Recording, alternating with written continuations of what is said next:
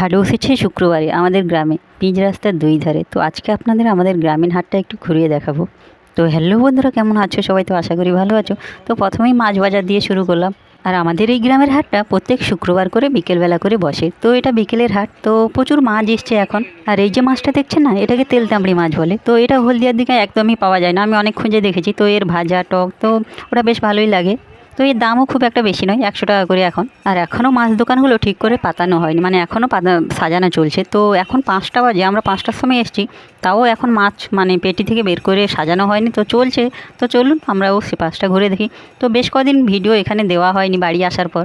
তো ভাবলাম আজকে যখন হাটে এসেছি একটু হাটটাই ঘুরিয়ে দেখাই আপনাদের।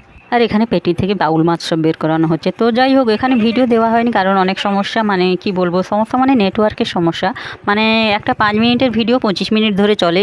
গ্রামে সব থেকে বড় সমস্যা হচ্ছে নেটওয়ার্কের সমস্যা, নেটওয়ার্ক একদম পায় না বললেই চলে। তো এখানে ইলিশ আছে, তো এই ইলিশটা বড়টা 500 টাকা করে, আর পাশের ঝুড়িটা 450 টাকা করে। তো এবার সবজি মার্কেটের দিকে চলে এলাম। তো হাটটা আমাদের খুব একটা যে বড় বসে তা নয়, মোটামুটি একটা গ্রামীণ হাট যেমন ছোটোখাটো বসে সেই রকমই। তো এটা আগরপাড় কঞ্জাতলা হাট বলি আমরা। আর এখানকার এই হাটের শাকসবজিগুলো বেশিরভাগটাই ঘরোয়া। আশপাশ এলাকায় যত সবজি চাষ হয় বেশিরভাগ সবজিটাই এই হাটেই আসে। আর এই সামনের দিকটায় আলু পেঁয়াজের দোকান বসছে দুই একটা। আর এই সামনে আলু দোকানের দাদাটা আমাকে বেশ ভালোই চেনে, মানে আমি সবসময় এলে ওনার কাছ থেকেই আলুটা নিই। তো আগে আলু পেঁয়াজের দোকানটা আরও দুই একটা বেশি বসতো, তো এখন দেখছি কমে গেছে। তো যাই হোক, তো এখানে সবজি মোটামুটি একই দাম সব জায়গার মতনই। ও হয়তো কেজি প্রতি 2-5 টাকা কম বেশি। ওই ধরুন ভালো সাদা পটলটা 50 টাকা, তোমার ঢ্যাঁড়স 40 টাকা করে, চিচিঙ্গে 20 টাকা করে, লঙ্কা 30 টাকা শ।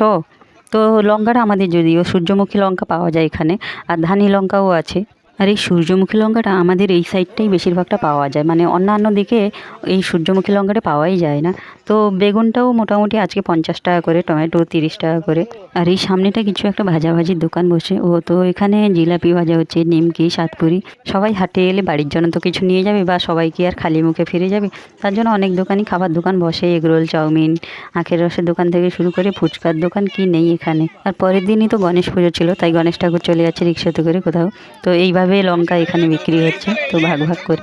তো যাই হোক, এবার চলুন এবার বেরিয়ে যাব। তো আমার সঙ্গে যদিও ভাই এসছে, এবার মাছ বাজারটা বেশ সুন্দর করে সাজানো হয়ে গেছে। তো আমি যদিও মাছ নেব না, আর এই হাটে বেশ কয়েক মাস পর এলাম। তো মাছ নিব না, কিন্তু মাছ বাজারটা ঘুরতে বেশ ভালো লাগে। তো যাই হোক, মাছের দামগুলোও অনেক জিজ্ঞেস করলাম, না হলে জানবো কী করে মাছের দামগুলো বলুন। তো যাই হোক, তো আবার কবে হাটে আসবো জানি না। তো এসছি যখন চপ তো খেতেই হবে এখানকার, কারণ এখানকার চপ ফেমাস, 10 টাকায় 3 পিস। আর ভাইয়ের সঙ্গে লাস্টে একটা ছবি তুলে নিয়ে, তো আজকের মতন ভিডিওটা এখানেই শেষ করছি। সবাই ভালো থাকবেন, টাটা।